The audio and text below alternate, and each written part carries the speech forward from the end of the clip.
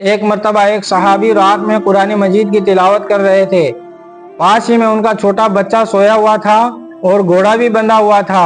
دل میں یہ چاہت ہوئی کہ میں قرآن مجید پڑھ تو رہا ہوں، قرآن مجید کی تلاوت کر تو رہا ہوں، ذرا اونچا آواز میں قرآن مجید پڑھتا ہوں، ذرا بلند آواز سے قرآن مجید کی تلاوت کرتا ہوں۔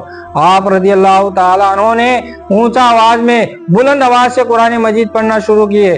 جب آپ بلند آواز سے قرآن مجید پڑھ رہے تھے تو پھر دل میں یہ خیال آیا کہ اگر میں اسی طریقے سے قرآن مجید بلند آواز سے پڑھتا رہا تو کہیں ایسا نہ ہو کہ گھوڑا بھی دب جائے اور بچے کو کوئی تکلیف پہنچا دے۔ تو آپ رضی اللہ تعالیٰ عنہ کیا کرتے ہیں، پھر آہستہ آواز میں قرآن مجید پڑھنا شروع کر دیتے ہیں۔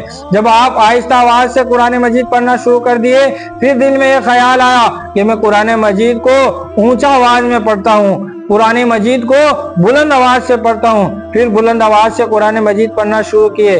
پھر دل میں یہ خیال آیا کہ کہیں ایسا نہ ہو کہ گھوڑا بھدک جائے اور بچے کو کوئی تکلیف پہنچا دے۔ پھر آپ آہستہ آواز میں قرآن مجید پڑھنا شروع کر دیے۔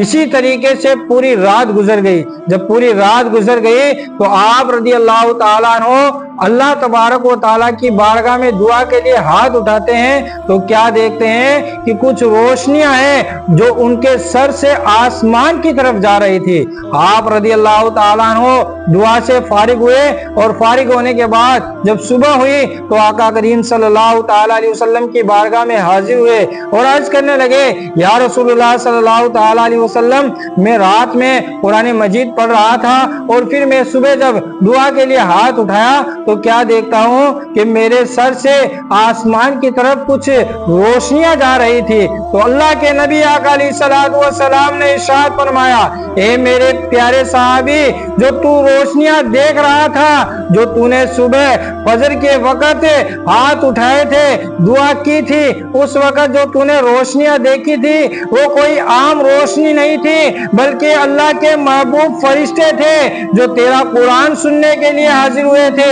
اے میرے پیارے صحابی، اگر تو پوری رات اسی طریقے سے بلند آواز سے قرآن مجید پڑھتا رہتا تو آج مدینہ کے لوگ ان فرشتوں کو اپنی آنکھوں سے دیکھ لیتے۔